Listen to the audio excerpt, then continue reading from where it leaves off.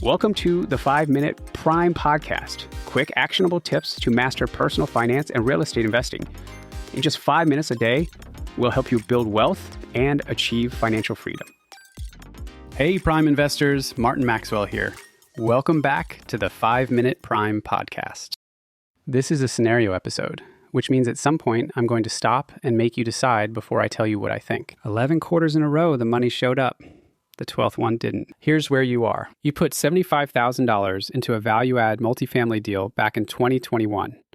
It wasn't your first, it was your third, with a sponsor you'd met at conferences, and it was the one you felt best about. The terms were completely ordinary for that vintage. $18 million in equity across about 200 limited partners. Your slice is about 0.4%. 8% preferred return, paid quarterly. Business plan was renovate 40% of the units over 3 years, refinance in year 4. And for 11 straight quarters, it paid. On time. You never had to chase a payment. You also never asked to see a single document. Hold on to that, because the 12th quarter comes and goes, and nothing lands in your account. 9 days later, the letter arrives. It is calm. It's 2 pages. It is genuinely well written. This is not a sloppy sponsor. Distributions are being temporarily suspended to preserve liquidity while they work with the lender on the property's floating rate debt. Occupancy is described as stable. The renovation program is described as substantially complete. The word temporary appears 4 times. And here's the thing that should get your attention. It asks you for nothing. No capital call, no signature, no decision, which means from where you're sitting, you have no way to tell whether this is a cash flow pause or the first page of something else. So, 3 paths. Path A. Wait. You picked this sponsor for a reason. The letter asks nothing of you, and leaning on a good operator during a hard quarter is how you stop getting into their next deal. Give it 2 quarters. Path B. Ask for the documents, specifically the ones the sponsor didn't write. In writing, citing your LP agreement. Path C. Try to get out. Ask whether a secondary transfer is permitted and what it clears at. Take the haircut. Take the certainty. Hit pause. Pick one. Then come back. Okay. Start with what that letter actually is. It's a document written by the party you're trying to evaluate about the performance of the thing they're being evaluated on. That's not an accusation. It would be exactly as true of a letter from the best operator in this country. The problem isn't that sponsors lie. Most of them don't. The problem is that a sponsor having a rough quarter and a sponsor whose deal is quietly unwinding write remarkably similar letters because both of them are trying to keep 200 people calm while they work a problem. So the question was never, do I believe this letter? The question is, what can I read that they didn't write? 3 things. 1, property level operating statements. The trailing 12 months, month by month. Not a summary. Not a slide. The actual T12. The letter told you occupancy is stable. The T12 tells you whether it's stable at the underwritten rent or stable because concessions went from 2 weeks free to 2 months free. Those are the same occupancy number and completely different businesses. 2, the most recent third-party audited financials. A lot of syndications don't produce audited statements at all. If this one doesn't, that's an answer too. Where they exist, they're the only figure in the whole deal that somebody with liability exposure has signed their name to. 3, and this is the one people skip, the lender's reporting or the terms of any modification in progress. This is what actually separates the 2 scenarios. A property with a genuine cash flow dip and a property heading into a workout look identical on occupancy and nothing alike in the debt package.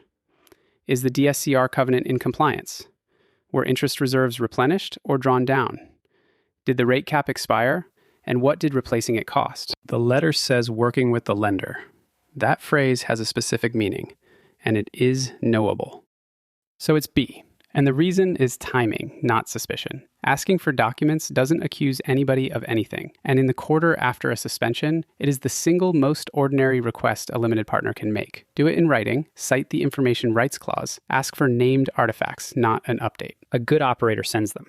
And that response is the largest piece of information you're going to get this quarter. Let me be specific about reading the response, because this is where people misjudge it.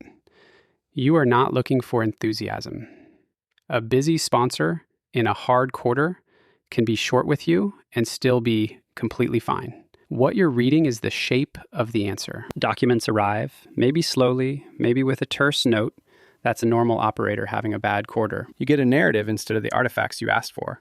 A call offered, a summary attached, a deck.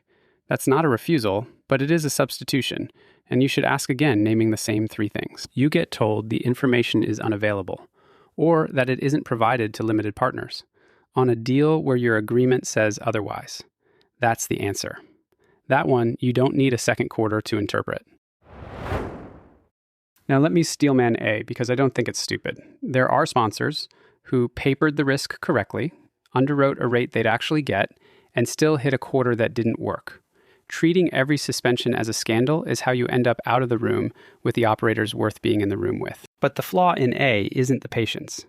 It's that waiting and asking are not mutually exclusive. A gives up information to protect a courtesy that B never actually violates. And C is usually the worst version of a reasonable instinct. Limited partner secondary transfers typically need sponsor consent, price badly, and are hardest to execute at exactly the moment you want one most. And if you are heading for the exit, you need the Path B documents first anyway. You can't price your own position without them. One more thing, and I'd rather not soften it. In July, a $400 million multifamily fund told its limited partners it will return 0 capital. Not a reduced return, 0. I'm not going to tell you why that fund ended up there. I don't have the underwriting, and neither does anybody writing about it from the outside. What it establishes is that the tail is real, and it reaches large, sophisticated operators, which means when distributions stop, the outcome you're pricing is an actual possibility and not a rhetorical one. And here's the honest close. None of this necessarily saves you. Some of these outcomes are sitting in a T12 18 months early. Some of them arrive from the capital markets in a single quarter. Diligence isn't a shield. It's a clock. It changes how early you find out and how much room you still have when you do. 18 months of warning is a completely different asset than a letter. So here's your challenge tonight, and it's for the deals where nothing is wrong. Open the LP agreement for a syndication you're currently in. Find the information rights clause. It's usually in the reporting section, and read what you're actually entitled to. Most investors have never read it and are entitled to more than they think. Then what? Email the sponsor and ask for the most recent property level T12. This quarter, while everything is fine, you'll learn 2 things: what the property is doing and how fast that operator answers an ordinary question. The second one is the one you'll want to know later. The full write-up, all 3 paths side by side with the specific documents to ask for, is linked right there in the show notes. I'm Martin Maxwell. This has been the 5 Minute Prime Podcast. I'll see you next episode.